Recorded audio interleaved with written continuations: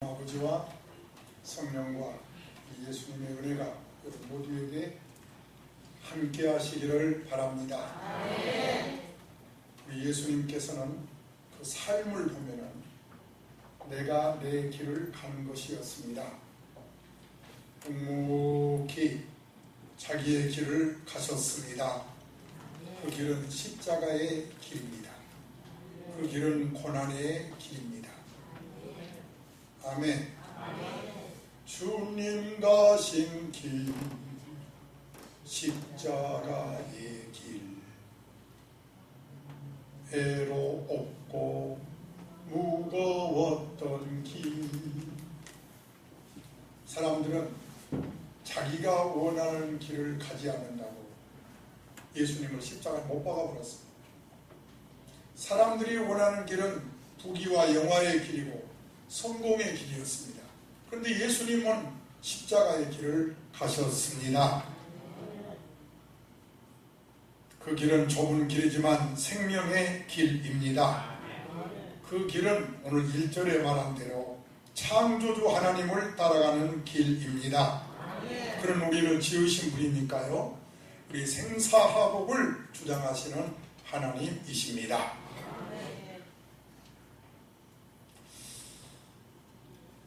제가 첫 번째 3절에 있는 말씀을 여기다 옮겨놨는데요, 우리 교회 앞에 꽃입니다. 아름답죠? 우리 이인자 집사님 수고가 너무나도 커서 강당에 한번 올려보자 그러고 올려놓았는데요, 우리가 믿는 여호와는 오늘 3절에서 세 가지로 말씀합니다. 하나님이요 거룩한 자요, 그리고 우리의 구원자이심이라. 그 3절에 써 있는데요, 성경을 읽는 자가 복이 있으니까 3절을 다 같이 읽을까요? 시작입니다.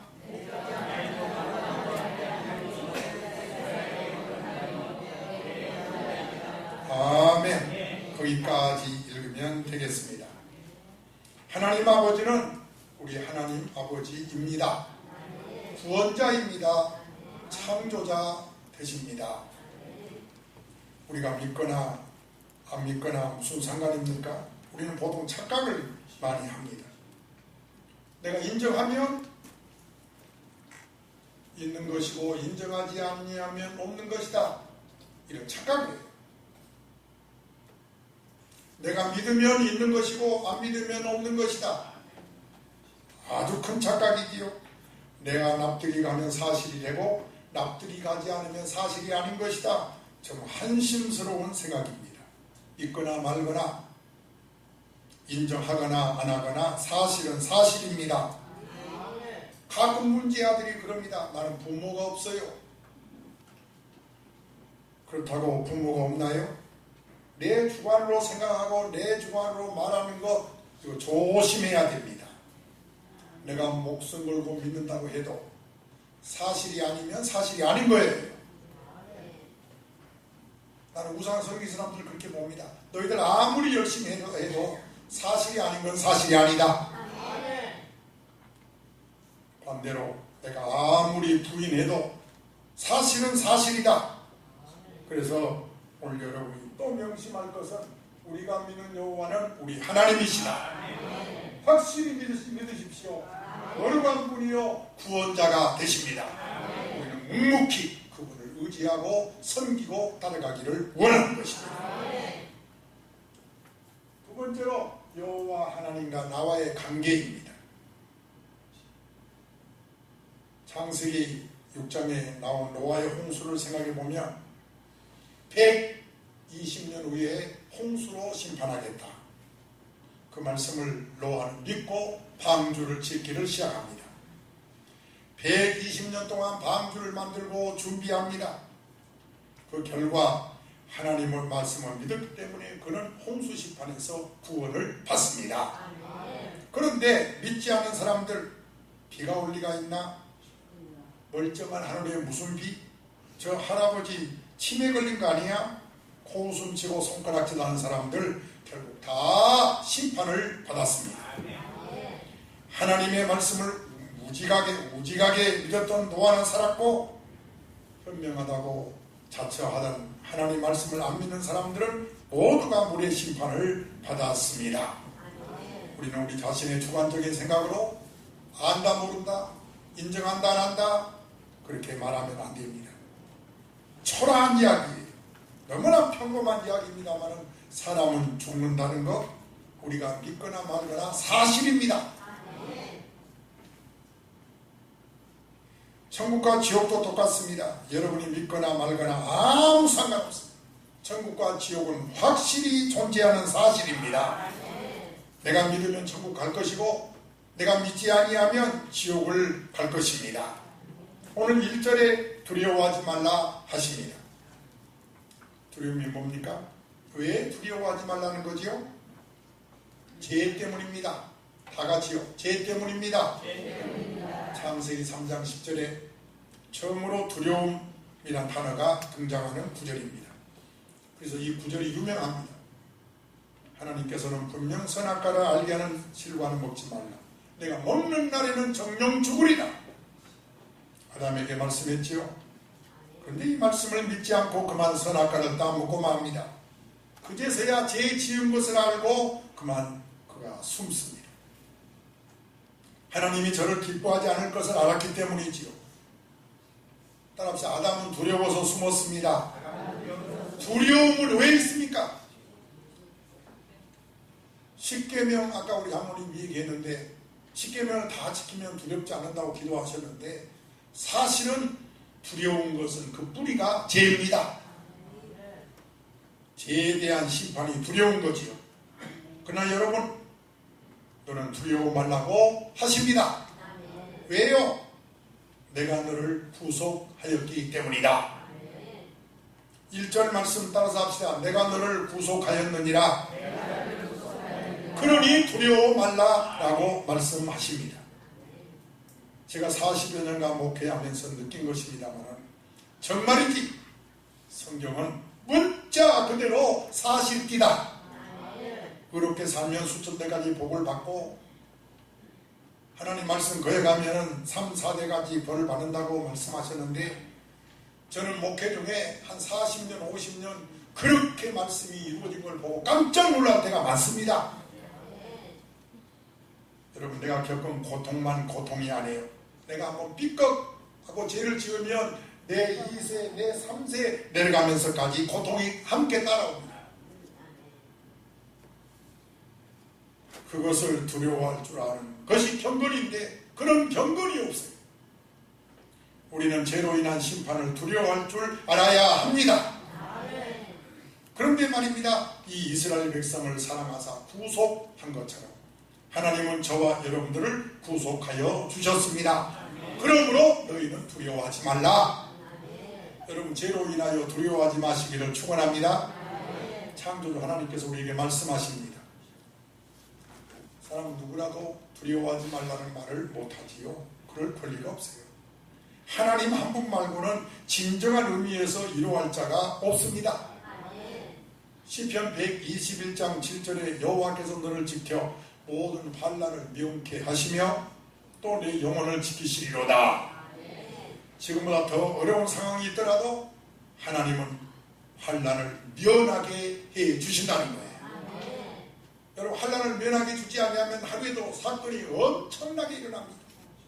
아차한 순간에 벽에 부딪히고 전복되고 죽습니다. 하나님은 그때마다 우리를 피하게 해주십니다. 운전한 사람은 잘 압니다. 시편 124장 8절에 우리 도움은 천지를 지으신 여호와의 이름에 있도다. 시작이요. 우리의 도움은 믿으십니까? 하나님 한 분 말고는 환난을 명쾌할 분이 없습니다. 하나님 한 분 말고는 우리는 도울 자가 없고 위로할 자도 없습니다. 누가복음 7장 11절 이하에 보니까 장례식하는 이야기가 나옵니다. 물론 나인성 마을이죠. 남편을 잃고 아들 하나 보고 사는 가부가 있는데 그만 애로운 그 가부 아들이 죽고 말아요. 그래서 13절에 여기죠. 그 가부가 너무 불쌍해서 주님께서 이루하십니다. 따라합시다. 울지 말라. 그런데 말로 위로가 됩니까? 아들이 죽었는데 사람은 말로 위로하지요. 그런데 예수님은 말로 위로한 것이 아닙니다. 14절 15절에 보니까 우리 예수님께서는 청년아 일어나라 하고 죽은 자를 살려서 가부에게 줍니다. 그러니까 근본 문제를 해결해서 위로를 해주신 분이 여호와 하나님이십니다. 우리에게 두려워하지 말라 하신 분이 그런 분이에요. 말로만 우리를 위로하신 하나님이 아닙니다. 여러분의 구석구석 실제로 응답하셔서 위로하실 것입니다. 그러므로 내가 너를 구속하였다. 무슨 뜻입니까? 대신 값을 치렀다는 뜻입니다.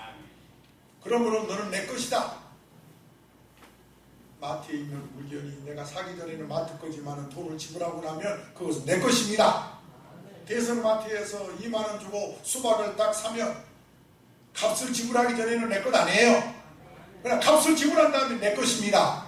오늘 여러분과 나는 하나님이 값을 지불하고 우리를 구속하셨습니다. 어떻게 해요? 3절 보시겠어요? 구체적으로 말씀합니다. 시작이요.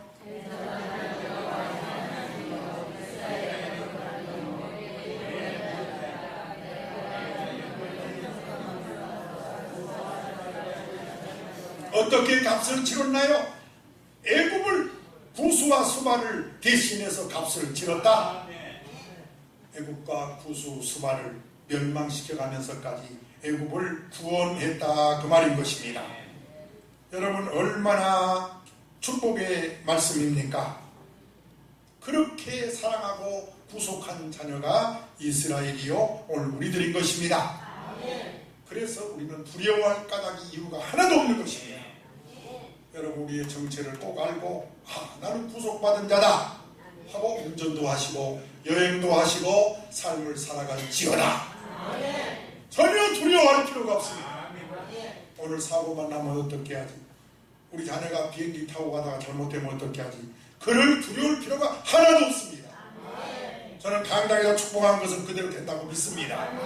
이 축복 설교가 그대로 여러분과 여러분의 자녀에게 임하기를 축원합니다. 두 번째로 하나님과 우리와의 관계는 지명하여 불렀다라고 말씀합니다.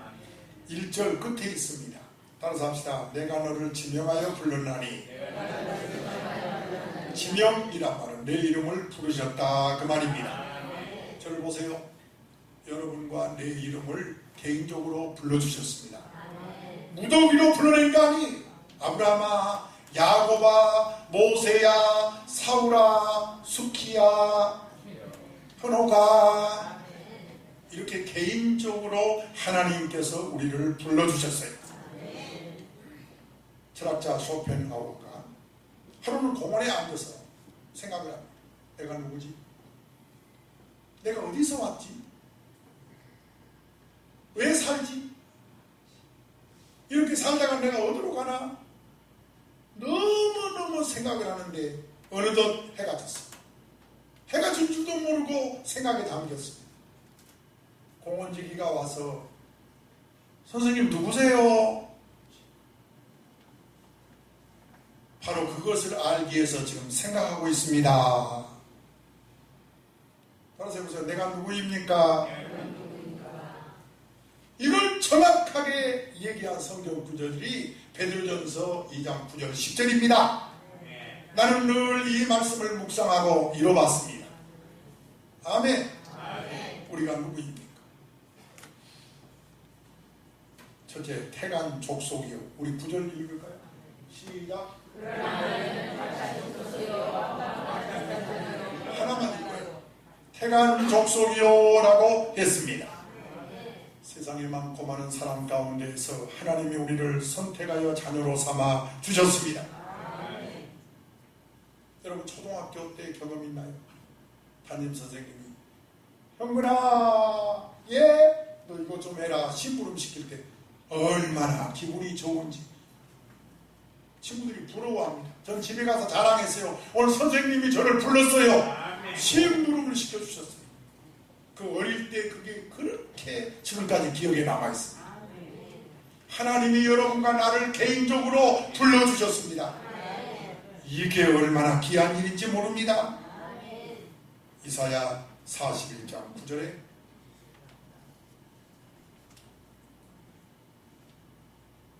내가 땅 끝에서부터 너를 붙들며 땅 모퉁이에서부터 너를 부르고 네게 이르기를 너는 나의 종이라 내가 너를 택하고 싫어하여 버리지 아니하였다 하였노라. 하나님은 우리가 좀 실수하고 잘못해도 절대로 싫어버리지 않습니다. 회개하고 돌아오면 또 용서해 주십니다. 그러므로 이제부터는 가슴을 활짝 펴고 나는 태간 족속이다 이렇게 고백하시기를 주의 이름으로 축원합니다. 그 다음에는 뭐예요? 왕각 제사장이 뭡니까? 제사장은 백성들의 죄를 대신해서 양의 피를 들고 하나님 앞에 들어가는 사람이 제사장이거든요. 그런데 우리가 지금은 양의 피를 여러분이 가지고 온 게 아니에요. 예수 그리스도의 피로 제사함을 받은 하나님의 자녀가 되었기 때문에, 그러니까 오늘 성전에 들어갈 담력을 얻었다 그 말인 것입니다. 시작.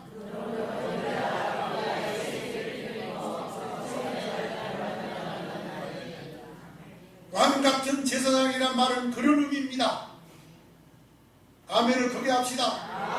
이 성전에 들어올 수 있는 담대함. 다른 사람 보고 예배당 나갑시다 그러면 꺼림지가 어떻게 나가냐고 어떻게 나가냐 두려워합니다. 근데 우리는 제사장으로 하나님 앞에 나오고 있습니다. 담대하게 나오고 있습니다. 그런데 제사장은 제사장인데 앞에 뭔자가 있어요? 왕 하면 뭐예요? 왕 하면은 다스린다 해보세요. 다스린다, 통치한다, 명령한다. 오늘 우리 그리스도인들은 하나님 앞에서 이 자존감이 있어야 돼요. 마귀를 향해서 빌거나 달래지 않습니다. 무당들은 빌고 달래지만 우리는 예수의 이름으로 명령하는 것입니다. 그것이 왕인 것입니다. 아멘. 질병을 향해서 명령하십시오. 제발 좀 나아라 좀. 제발 좀 아프지. 여러분 뭐가 그렇게 질병한테 빌빌 빕니까? 명령하십시오. 명령. 나는 왕이다 해보세요. 나는 왕이다.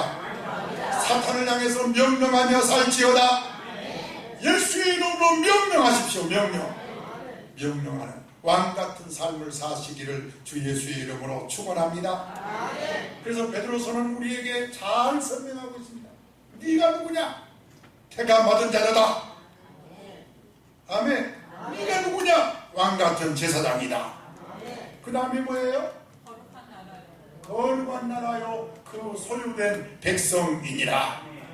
이제는 옛사람하고 분리하십시오. 죄 좋아하지 마십시오. 죄하고 분리해보세요. 행복합니다. 얼마나 기쁜지 몰라. 자유입니다. 자유. 세상 죄, 세상의 악락 좋아하지 마십시오. 그 부러워하지 마십시오. 악은 모양이라도 버리십시오. 그래야 여러분이 하나님 앞에서 기쁘고 즐겁고 행복하고 복된 삶을 살게 될 것입니다. 한번 아멘 하면 크게 합시다. 아멘.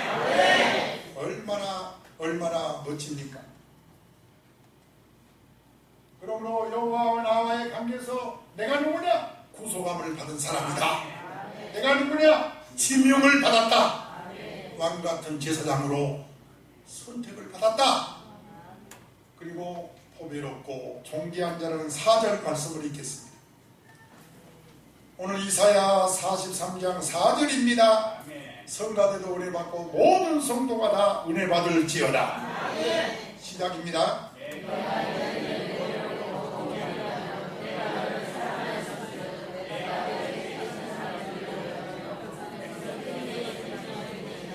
하나님과 나와의 관계에서 여기 앉아있는 우리 성가대원들 내가 하나하나 쳐다보고 있는데요. 하나님 아버지가 볼 때에 존귀한 자라는 거예요. 보배롭다는 거예요. 사랑하신다는 거예요. 그러므로 자존감을 가져야 합니다.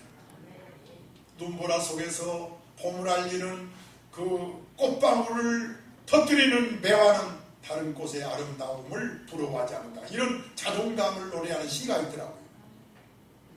달팽이는 빨리 달려가는 그런 짐승을 부러워하지 않는다.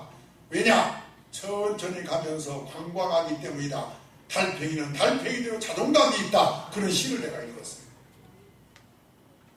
에베레스트 산이 높다고 하지만 그 밑에 조그만 산들은 에베레스트 산을 부러워하지 않는다. 왜냐? 그 조그만 산이 모이고 모이고 낮은 산들이 모여서 에베레스트 산이 되기 때문에 그 작은 산은 작은 산대로 자존감이 있다. 그 말이에요. 하물며 오늘 여러분과 내가 하나님의 자녀인데, 왕같은 제사장인데, 보배롭고 존귀한 사랑받은 자녀인데 뭐가 두렵습니까? 제가 받은 은혜 여러분도 받기를 바랍니다. 제가 받은 당당한 은혜를 우리 초대교인도 받고 살아가시기를 바랍니다. 아멘이 적어요? 중년 아버지가 아이하고, 야, 팔씨름 한번 하자. 그럼 이겨줘요, 져줘요? 아버지가 팔씨름 한번 졌다고 해서 절망합니까? 절망하지 않습니다. 오늘 여러분의 모습이 그런 모습이 될지어다. 마태복음 12장 29절에 시작.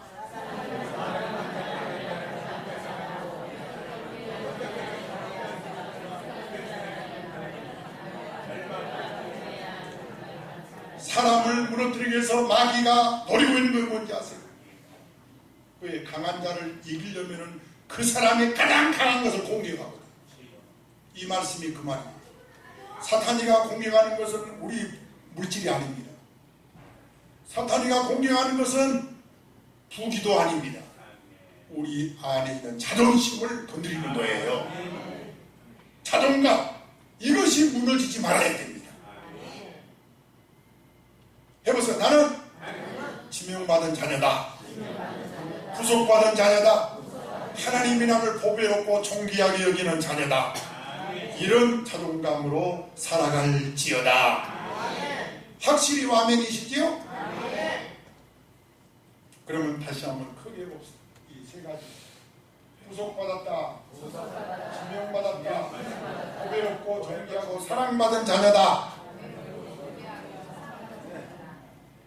그러므로 하나님께서는 우리들을 통해서 원하는 것이 있습니다. 왜 이런 세 가지 축복을 주셨느냐? 7절이 그 목적이 있습니다. 바로 하나님은 우리를 구속하실 때는, 지명하여 부를 때는, 우리를 사랑할 때는 목적이 있으시다고 합니다. 그 목적을 지금부터 읽도록 합시다. 7절이 바로 오늘 마지막 절이 하나님의 목적입니다. 시작입니다.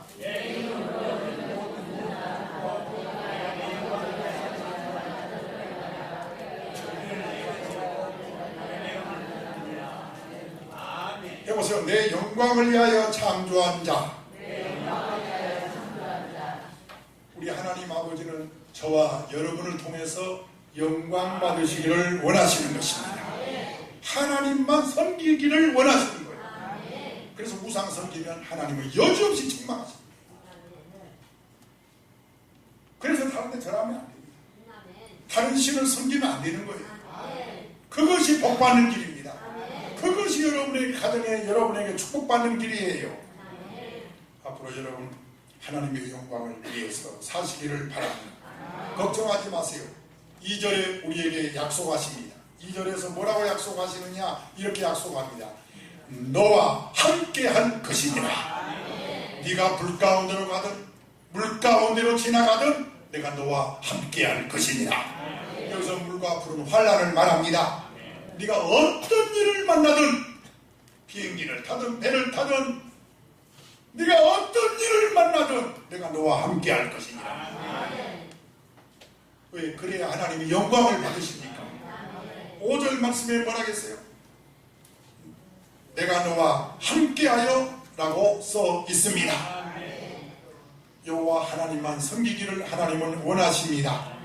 그래서 구속하셨고, 그래서 우리를 지명하여 불렀고, 그래서 보배롭고 존귀하고 사랑한 자로 삼아 주시는 것입니다. 삶을 살면서 왜 나는 이렇게 어렵지? 왜 나는 이렇게 안 되지? 왜 나는 이렇게 내 원하는 것이 이루어지지 않지? 그러나 여러분 감사하십시오. 하나님이 나를 사랑한다는 사실을 의심하지 마십시오. 하나님 아버지는 우리를 지금까지 인도하셨고 앞으로도 귀하게 쓰실 것입니다. 왜요? 영광을 받으시기 위해서.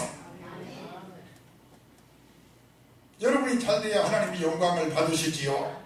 자, 문제는 손 한번 냅시다. 문제는 나의 거룩한 습관입니다. 우리는 구속받은 자로서, 하나님이 지명받은 자로서, 사랑받은 자로서 나는 어떤 습관을 가져야 되느냐 하는 거지. 얼마 전에 신문 보니까 세계에서 제일 부자가 빌 게이츠, 그리고 워런 버핏. 아세요? 빌 게이츠는 알아도 워런 버핏을 모르는가 봐요. 이분들이 워싱턴 대학에서 강의를 하는데 학생이 강의가 끝나자 질문했어요. 어떻게 그렇게 성공자가 되십니까?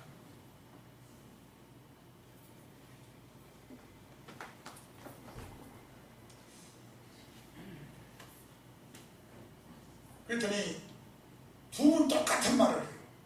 가장 중요한 것은 IQ가 높은 것이 아니라 아름다운 습관과 긍정적인 생각입니다. 그렇게 대답했어요. 여러분, 나 머리가 나빠요. 걱정하지 마세요. 좋은 습관만 있으면 됩니다. 긍정적인 생각만 있으면 됩니다. 성공한 사람들이 다 한결같이 하는 말이 좋은 습관을 가져라고. 옛날에 현대를 일으킨 누구죠? 그분도 하는 말이 자기는 아름다운 습관을 갖다는 거예요.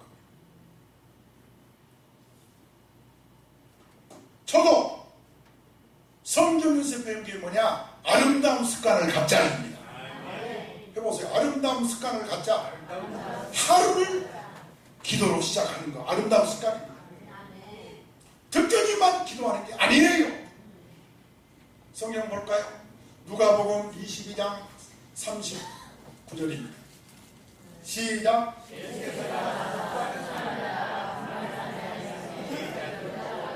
이 단어가 뭐지요? 네?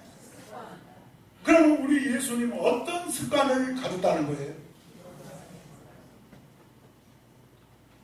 우리 예수님의 습관은요, 기도하는 습관이었어요.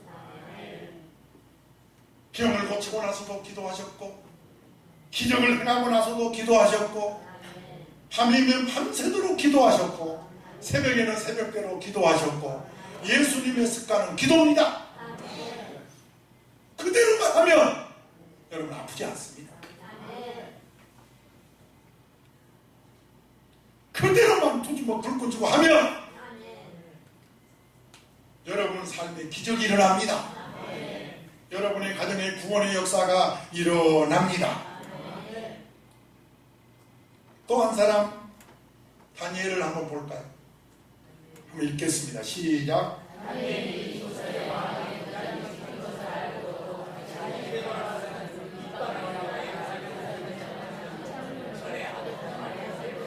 전에 하던 대로가 뭐지요?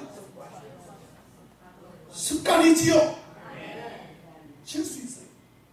왜? 목숨과 관계된 거니까. 지금 기도하면 죽입니다. 그렇다고 해서 내가 전에 하던 습관을 나는 중단할 수 없다.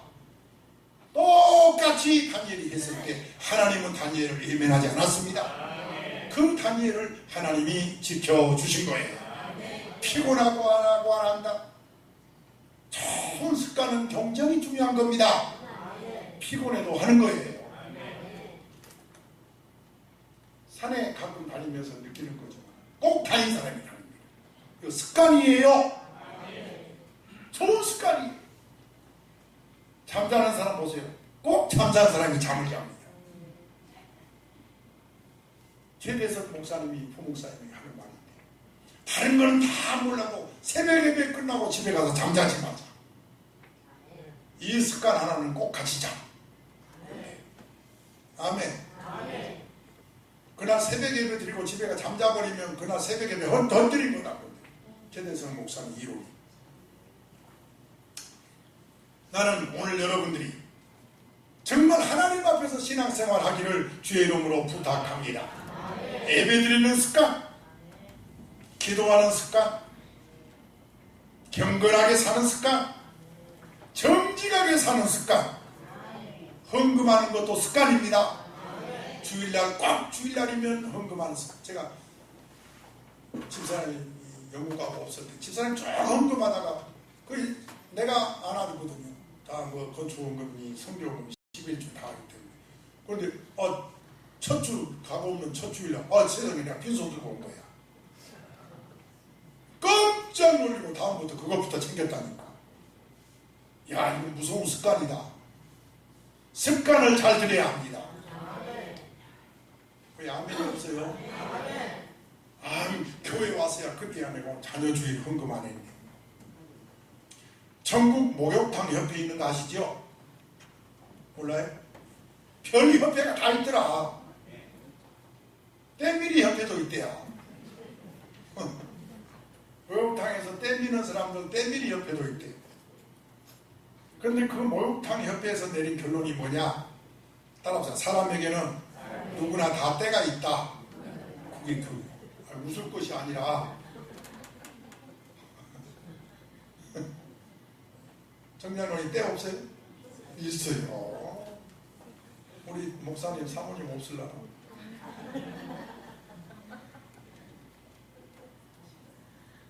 여러분 로마서 맞아요? 3장 10절에 뭐라고 그랬어요? 시작! 평안해지면 교회 갈게요. 그런 사람이 있지.